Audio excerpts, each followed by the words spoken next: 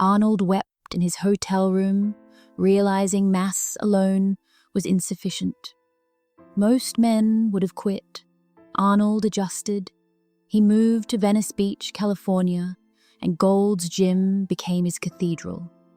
There he attacked weaknesses scientifically, sculpting his body into perfection. Training became ritual, obsession, and psychological warfare. Every setback strengthened his resolve, forging a new identity, the Austrian oak, transforming into American steel. Mind games that made a champion. Arnold's domination extended beyond the gym. He understood the psychology of competition, manipulating rivals with subtle tactics. Before contests, he befriended competitors, complimented them, and planted seeds of doubt.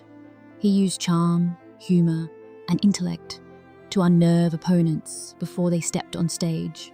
His circle, Franco Columbu, Dave Draper, Ken Waller, shared camaraderie, but also understood the unrelenting predator at the center, Arnold himself. Physical perfection was essential, but the mind determined victory. By controlling the perception, confidence, and morale, Arnold ensured his triumph was total. This combination of physical and psychological mastery became legendary, immortalized in his 6 consecutive Mr. Olympia titles, and later documented in the groundbreaking film that would change his life forever. The millionaire who built his own empire. Arnold's success extended beyond sports. Recognizing opportunity, he leveraged bodybuilding fame into business ventures. With Franco Columbu, he started a bricklaying business, marketing European craftsmanship to wealthy Californians. He invested earnings into mail-order fitness programs and later into real estate, creating wealth far beyond the gym. By 22, Arnold was a millionaire without a major film role. Money, fame, and power gave him confidence to pursue the final frontier, Hollywood. Skeptics laughed at his thick accent, unusual name, and massive frame. But Arnold viewed obstacles as assets. He would turn his perceived weaknesses into defining strengths, proving that preparation, vision, and sheer audacity could bend even the entertainment industry to his will. Hollywood laughs and then learns. The film industry initially dismissed Arnold. Agents mocked him, suggesting he could only play minor roles, a Nazi, a wrestler, or a mute giant. Yet Arnold saw potential. He studied acting, honed his speech, and prepared relentlessly. Hollywood's gatekeepers didn't recognize that this Austrian immigrant had already mastered the impossible. His body, charisma, and discipline were a weapon. By embracing his perceived liabilities, accent, size, and name, Arnold transformed himself into a unique cinematic presence. He did not simply act, he became a living spectacle. What Hollywood dismissed as unmarketable soon became iconic, a lesson that preparation, confidence, and reinvention can overcome even the most entrenched skepticism. Conan and the birth of a new genre. Arnold's first major role, Conan the Barbarian, in 1982, marked a turning point.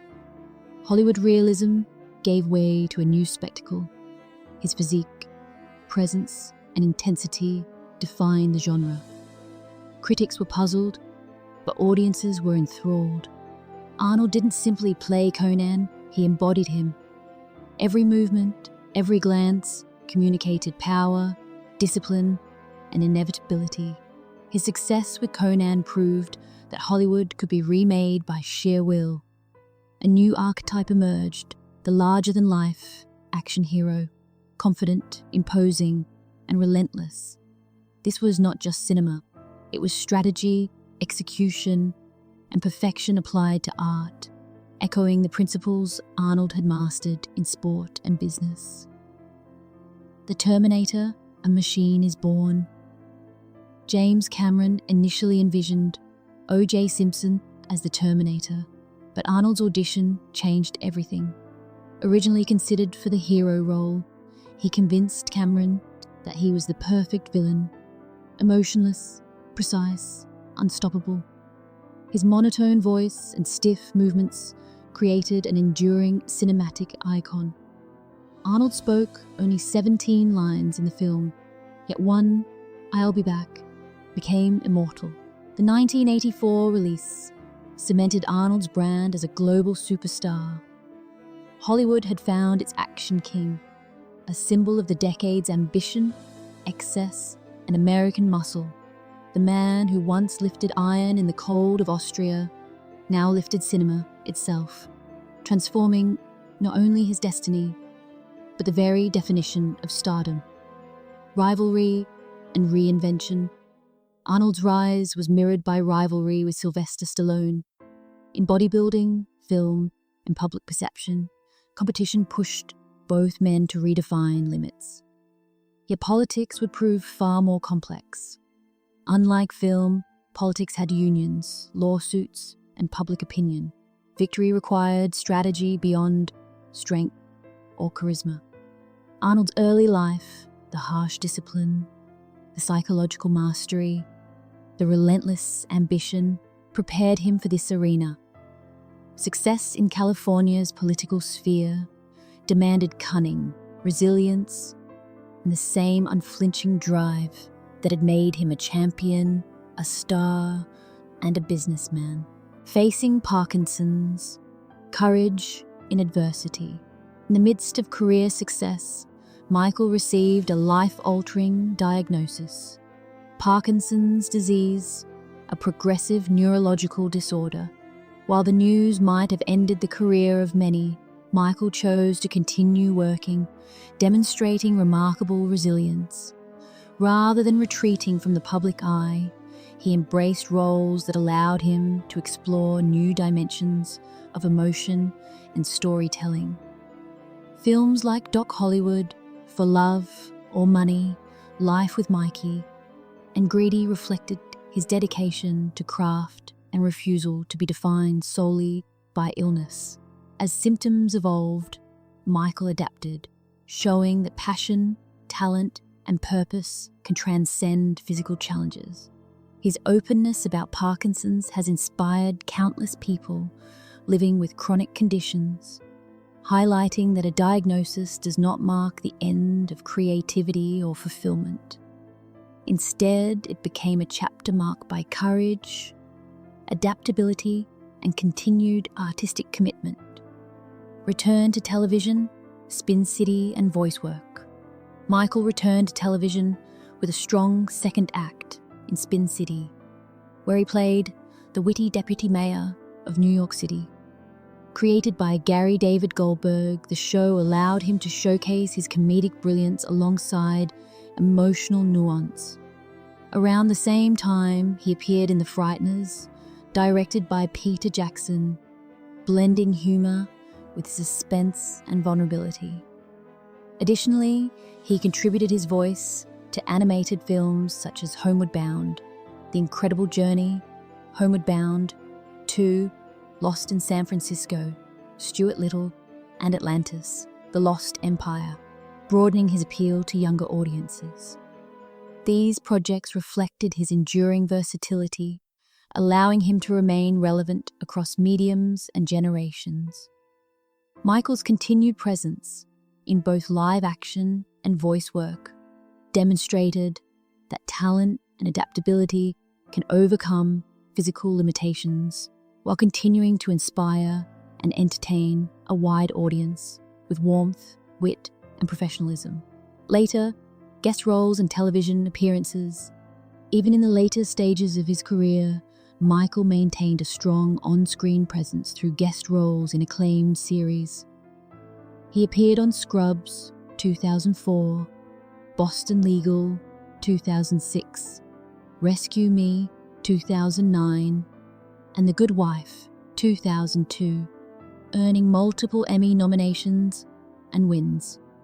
These appearances were praised for their emotional honesty and clarity, reflecting a performer who continued to connect deeply with audiences.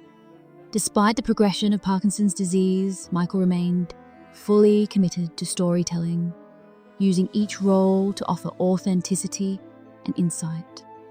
These performances reinforced his enduring talent and dedication, proving that artistry is not solely defined by physical ability, but by emotional intelligence and craft.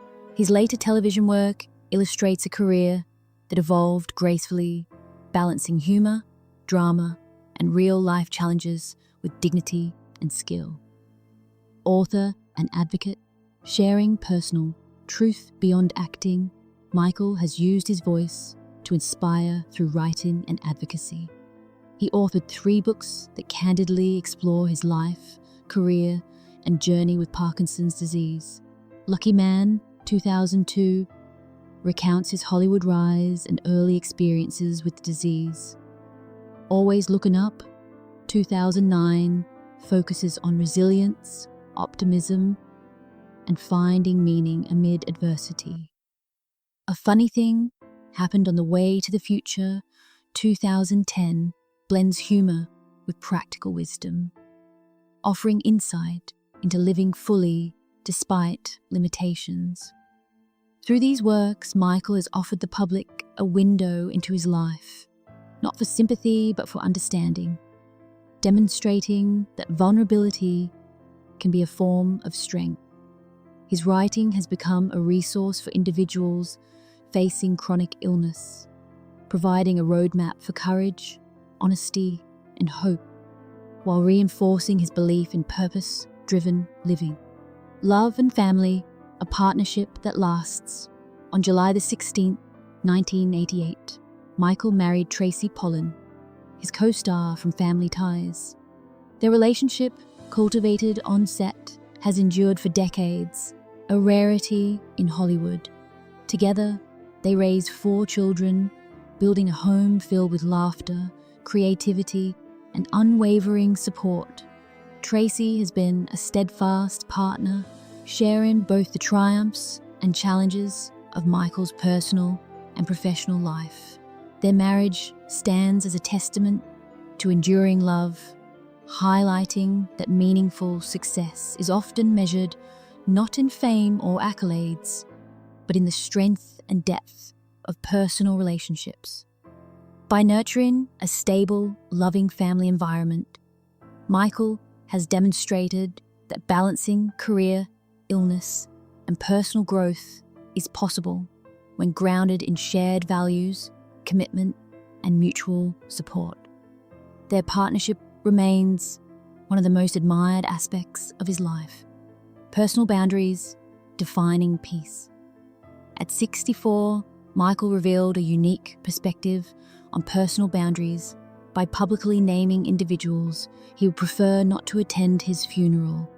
He emphasized that the decision was not motivated by malice, but by the desire for emotional peace and a calm environment during a sacred moment.